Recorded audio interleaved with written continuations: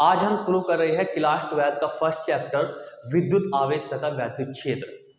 और क्लास 12 की फिजिक्स को हमको 3 हिस्सों में पढ़नी है, और जिसमें एक हिस्सा है वैद्युति और दूसरा है आपका प्रकाशिक किरण जिसमें प्रकाश के बारे में समझाया जाएगा, और एक तीसरा हिस्सा है वो लास्ट में जाकर के हम स्टडी करेंगे जिसको हम मॉडर्न फिजिक्स के नाम से जानते हैं या फिर आधुनिक फिजिक्स कहते हैं। तो क्लास 12 की फिजिक्स जो है वो कंप्लीट विद्युत पर बेस्ड है, तो इसलिए विद्युत को जानना, विद्युत फिजिक्स को समझना ये बहुत ज़रूरी हो जाता है हमारे लिए कि विद्युत फिजिक्स क्या होती है। और विद्युत फिजिक्स में सबसे ज़्यादा जो वर्ड यूज होगा वो विद्युत आवेश यूज होगा। अब ये विद्युत आवेश होता क्या है, तो आइए उसको हम जानते हैं। तो विद्युत आवेश को समझने से पहले मैं आपको कुछ बताना चाहता हूं। और जैसे कि आप जानते हो कि जिसे हम धर्म की आस्था में ईश्वर भगवान कहते हैं, उसी को हम साइंस की लैंग्वेज में, फिजिक्स की लैंग्वेज में हम उसको प्रकृति कहते हैं। क्या होता है ये प्रकृति? ये प्रकृति एक तरह की ऊर्जा है। हम अपने आसपास देखते हैं कि ये ऊर्जा हमारे पूरे यूनिवर्स में बिखरी हुई है, फैली हुई है। इसी को हम ऊर्जा कहते हैं या इसी को हम प्रकृति कहते हैं। अब प्रकृति ने अपनी ऊर्जा को 2 हिस्सों में बांट करके रखा है। एक हिस्सा बांट करके रखा है पदार्थ, और दूसरा हिस्सा है इसका विकिरण। पदार्थ वो चीज होती है जिसको हम महसूस कर सकते हैं, जिसको हम टच कर सकते हैं, जिसका कोई द्रव्यमान होता है, जिसका कुछ आकार निश्चित होता है, उस चीज को हम द्रव्यमान, उस चीज को हम पदार्थ कहते हैं। और इसी के विपरीत एक प्रकृति ने अपनी ऊर्जा को दिया है विकिरण के रूप में। तो प्रकृति ने ऊर्जा को 2 भागों में बांटा है। एक पदार्थ में दिया है ऊर्जा को, और दूसरा विकिरण में बांटा हुआ है। अब विकिरण क्या होता है? विकिरण वो होता है जिसको हम देख नहीं सकते, जिसको हम टच नहीं कर सकते, जिसको हम महसूस नहीं कर सकते, उसको हम तरंगे कहते हैं या विकिरण कहते हैं। सन से आने वाली जो तरंगे है वो विकिरण ही है। लेकिन दोनों में एक चीज कॉमन है, दोनों में ऊर्जा जरूर होती है। विकिरण में काम करने की क्षमता होती है, द्रव्यमान पदार्थ में भी कार्य करने की क्षमता होती है। तो प्रकृति ने दोनों को ऊर्जा तो दी है, लेकिन दोनों के गुण अलग है। पदार्थ अपना कार्य कर सकता है अलग तरीके से, वहीं विकिरण कार्य करती है कुछ अलग तरह से। अब हम बढ़ते हैं थोड़ा और आगे की तरफ। अब ये जो पदार्थ होता है, ये पदार्थ हमने क्लास 11th में स्टडी किया है कि पदार्थ बल लगा सकता है। वो अपने एक गुण होता है उसके पास, उस गुण के कारण वो किसी दूसरी वस्तु पर बल लगा सकता है, और उस गुण को हम क्या कहते हैं? द्रव्यमान कहते हैं। अब द्रव्यमान की वजह से एक बल लगता है जो हमने क्लास 11th में स्टडी किया है, जिसको हम कहते हैं गुरुत्वाकर्षण बल। तो गुरुत्वाकर्षण बल जो लगता है वो द्रव्यमान की वजह से लगता है। अब ये द्रव्यमान होता क्या है? ये द्रव्यमान पदार्थ का एक गुण होता है, और उस गुण के कारण ये पदार्थ गुरुत्वाकर्षण बल लगाता है। 2 वस्तुएं हैं आपके पास, 2 वस्तुएं हैं आपके पास, और दोनों का द्रव्यमान है कुछ। मान लीजिए एक का द्रव्यमान है m1 और दूसरी वस्तु का द्रव्यमान है m2, और ये दोनों एक दूसरे से r दूरी पर रखी है। तब हम न्यूटन्स ने ये बताया था कि इन दोनों वस्तुओं के बीच द्रव्यमान की वजह से बल लगता है, जिसको हम गुरुत्वाकर्षण बल कहते हैं, और उसकी वैल्यू ये थी जी m1 m2 अपॉन r²। तो पदार्थ अपने द्रव्यमान गुण के कारण किसी दूसरी वस्तु पर बल लगा सकता है। तो पदार्थ बेसिकली एक बल लगाने का कार्य करता है। जैसे कि आपने कोई एक पदार्थ लिया और उस पदार्थ को अपने हाथ पर रखा, तो ये पदार्थ मेरे हाथ पर एक बल लगाता है। अभी इसकी जगह अगर मैं दूसरा पदार्थ ला करके रखता हूँ, जिसका कुछ मान लीजिए एक ईंट है, और उसको ला करके मैंने अपने हाथ पर रखा, तो वो बहुत ज़्यादा बल लगाता है। तो मैं क्या कहता हूँ कि ये वाला जो पदार्थ है, दूसरा जो पदार्थ है, इसका द्रव्यमान बहुत ज़्यादा है। तो द्रव्यमान जितना ज़्यादा होगा उतना ही बल अधिक होगा उतना ही गुरुत्वाकर्षण बल का मान ज्यादा होगा। और ये गुरुत्वाकर्षण बल इतना पावरफुल होता है, इतना दूर तक कार्य करता है, ये 10,000 मील तक भी कार्य करता है, पकड़ करके रखता है वस्तुओं को। जैसे अर्थ को सन ने इतनी दूर होने के बाद, हमारी पृथ्वी सन से इतनी दूर है, फिर भी सन ने अर्थ को पकड़ करके रखा हुआ है, बांध करके रखा हुआ है, वो उसको दूर जाने नहीं देता, ना ही पास आने देने देता। अब हम इस बात को समझ गए कि पदार्थ किसी दूसरी वस्तु पर बल लगा सकता है। इतनी बड़ी अर्थ है, वो भी बल लगाती है, सभी चीजों पर बल लगाती है। अगर दूसरी वस्तु है तो वो उस पर भी बल लगाएगी, अपनी ओर आकर्षित कर लेगी। ठीक है, तो हम ये जान गए कि पदार्थ जो है बल लगाता है, वो अपनी ओर आकर्षित करता है। ठीक है, फिर बाद में एक परेशानी आने लगी हमें। परेशानी ये आने लगी कि मैंने चौक से लिखा और मैं ये देखता हूं कि ये चौक के जो पार्टिकल हैं, छोटे छोटे जो कण हैं, इनके पास भी कुछ ना कुछ द्रव्यमान है। और इतनी बड़ी अर्थ इस चौक के कण को अपनी ओर आकर्षित नहीं कर रही है। ये चौक के कण इस बोर्ड से चिपक गए, तो इनके बीच ना कुछ बल रहा होगा, तभी तो ये आपस में चिपक गए। और अर्थ इनको खींचने से इनकार कर देती है, इनको खींचती नहीं है। तो अब हम तो ये जानते हैं कि एक बहुत बड़ी द्रव्यमान वाली वस्तु दूसरी द्रव्यमान वाली वस्तु पर बल लगाकर अपनी ओर आकर्षित कर लेती है। लेकिन मैं यहाँ पर देखता हूँ कि ये जो चौक के पार्टिकल है, चौक के जो कण हैं, ये अर्थ की तरफ आकर्षित नहीं होते।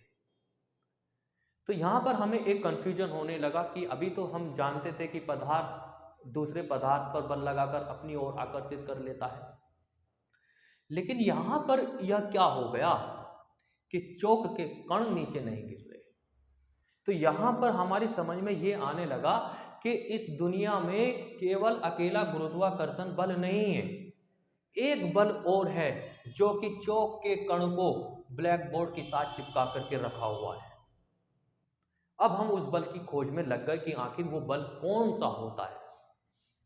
तो इस बल के बारे में हमें देखिए कैसे पता चला। मैं आपको एक एक्सपेरिमेंट दिखाता हूं और उसमें देख करके आप समझ सकते हैं।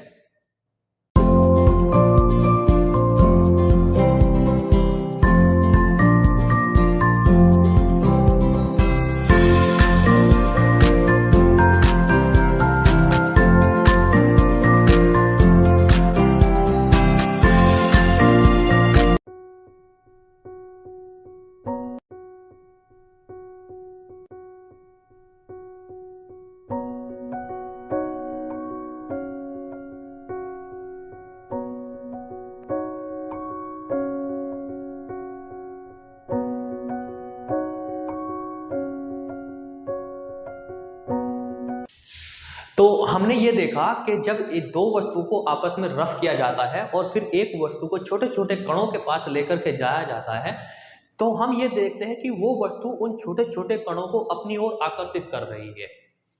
जैसे जब आपने इस वस्तु को किसी दूसरी वस्तु से रगड़ा नहीं था, तो ये जो छोटे छोटे कण थे, ये वस्तु अपनी ओर इसको आकर्षित नहीं कर रही थी। लेकिन जैसे ही हमने इस वस्तु को रगड़ा, किसी दूसरी वस्तु से रगड़ा, तो हम ये देखते हैं कि ये जो रोड है, ये रोड इन छोटे छोटे पार्टिकलों को, इन छोटे छोटे कणों को अपनी ओर आकर्षित कर लेती है। पहले तो नहीं कर रही थी ये, पहले भी इसके पास द्रव्यमान था और इन कणों के पास भी द्रव्यमान था। अगर द्रव्यमान आपस में बल लगाते हैं, तो फिर द्रव्यमान की वजह से ये आपस में क्यों नहीं आकर्षित हुए? तो यहाँ पर तो द्रव्यमान वाला बल काम नहीं कर रहा है। लेकिन जैसे ही हमने इन दोनों वस्तुओं को आपस में रब किया, तो हम देखते हैं कि ये छोटे छोटे कण आकर्षित होने लगते हैं।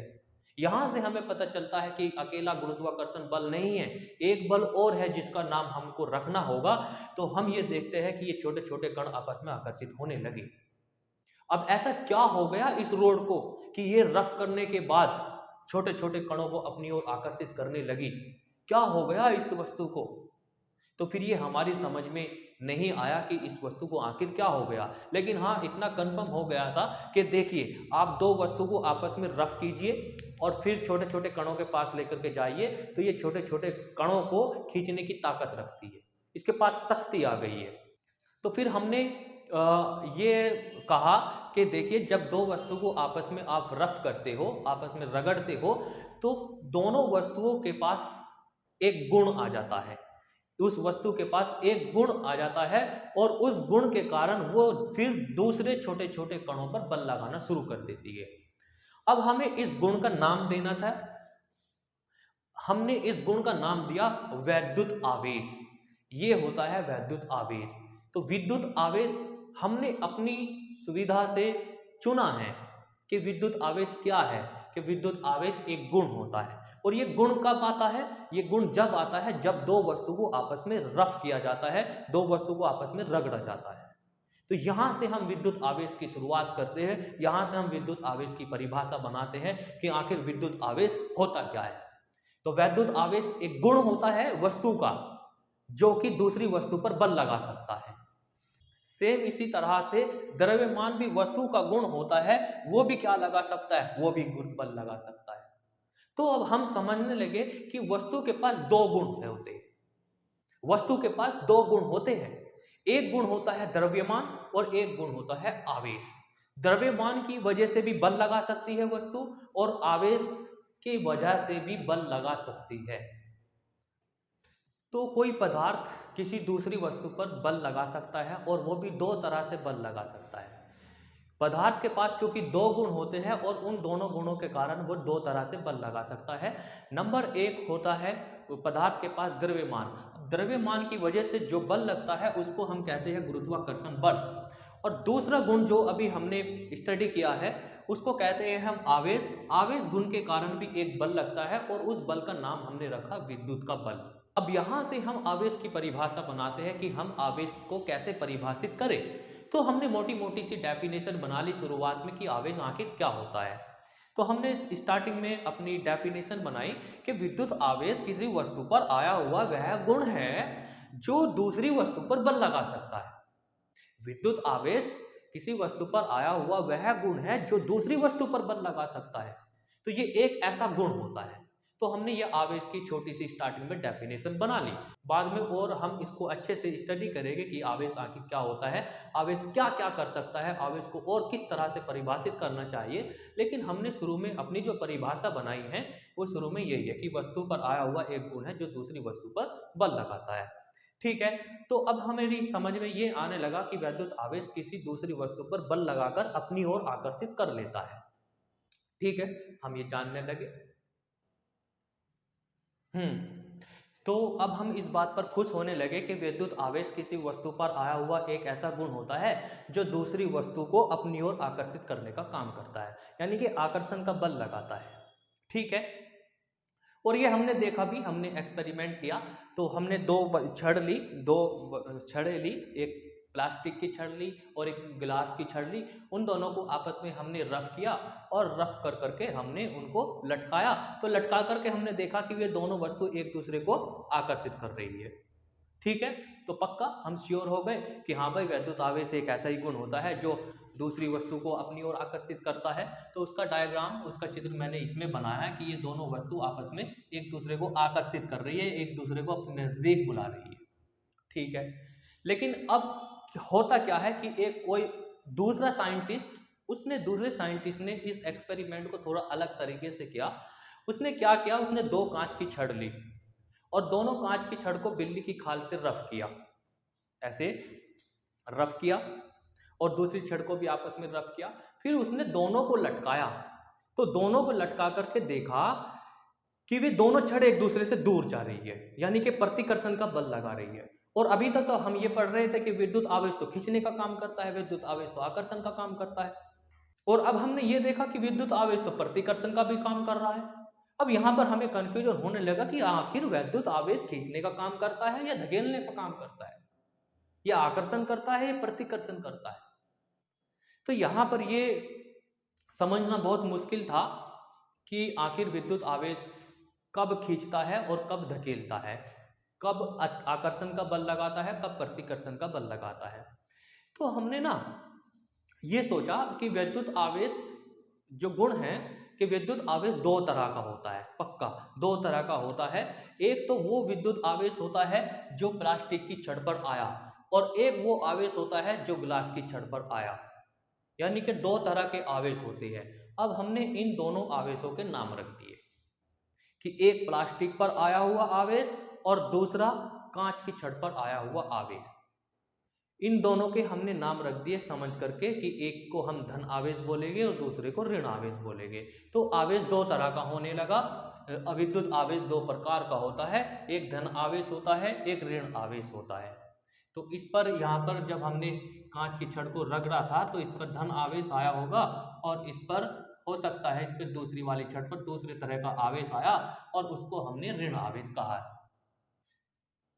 सेम इसी तरीके से जब हमने कांच की दोनों छड़ों को बिल्ली की खाल से रफ किया था तो इस पर जो आवेश आया, क्योंकि ये भी कांच की छड़ है, तो जो जैसा आवेश इस पर आएगा वैसा ही आवेश इस पर आएगा। तो हमने आवेशों के नाम रख दिए कि भाई अब से आवेश दो तरह के होने लगे, एक धन आवेश, एक ऋण आवेश। ठीक है। और हमने फिर ये छोटी सी एक थ्योरी बना ली कि समान आवेश जो होंगे वो एक दूसरे को प्रतिकर्षण करेंगे। इस पर भी प्लस आवेश है, इस पर भी प्लस आवेश है, तो ये एक दूसरे को प्रतिकर्षण करते हैं।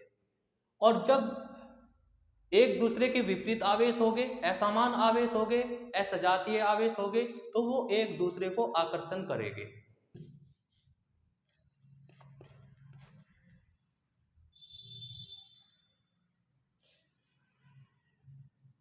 तो इसको फिर हम नोट कर करके लिख लेते हैं। और अब हम इसको याद रखेंगे कि असमान आवेश एक दूसरे को आकर्षित करेंगे और समान आवेश एक दूसरे को प्रतिकर्षित करेंगे।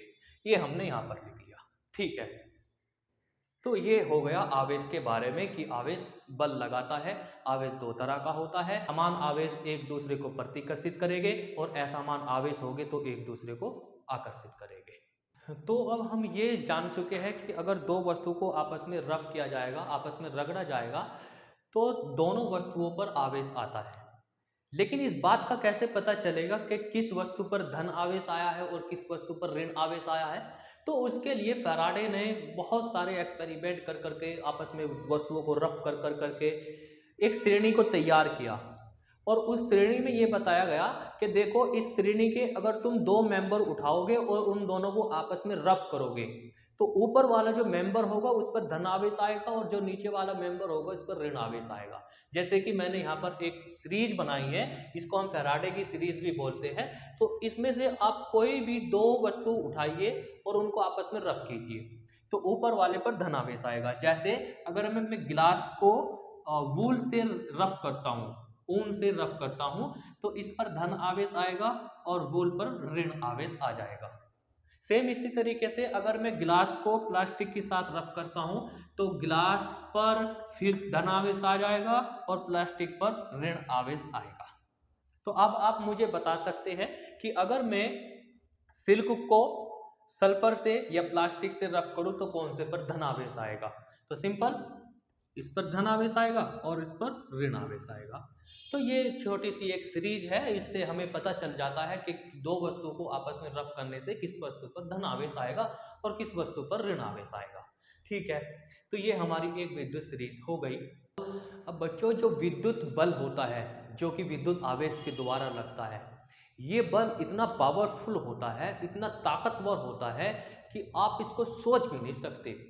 जो कि एक गुरुत्वाकर्षण बल होता है ना, उस गुरुत्वाकर्षण बल से ये 10 की पावर 27 टाइम्स होता है।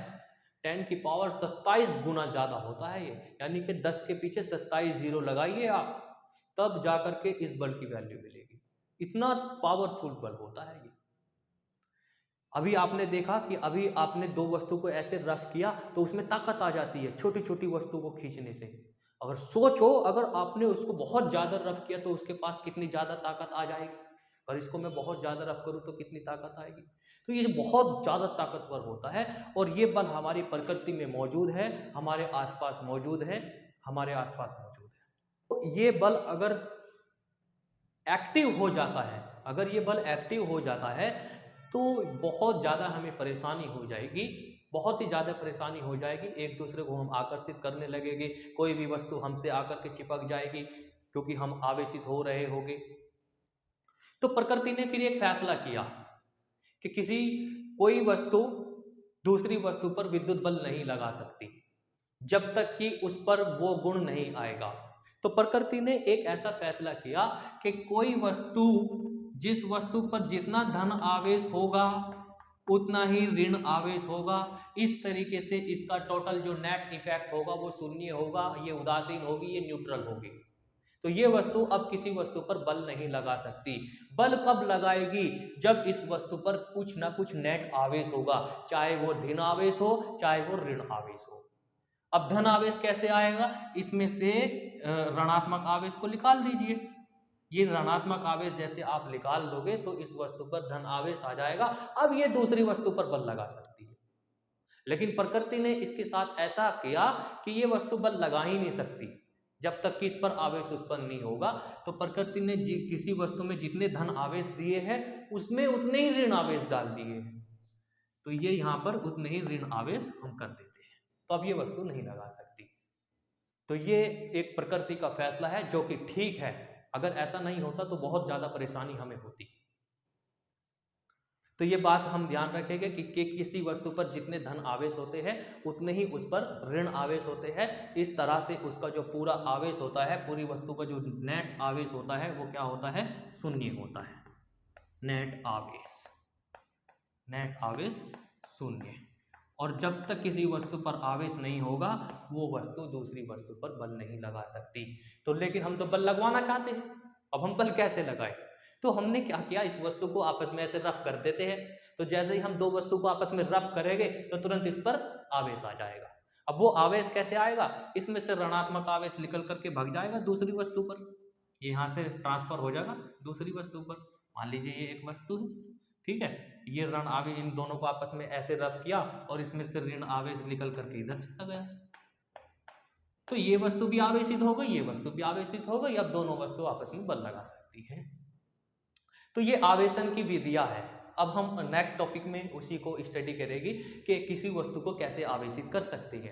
तो एक बेसिकली एक तरीका तो यही है कि दो वस्तु को आपस में रफ कर दे तो दोनों वस्तु पर आवेश आ जाएगा।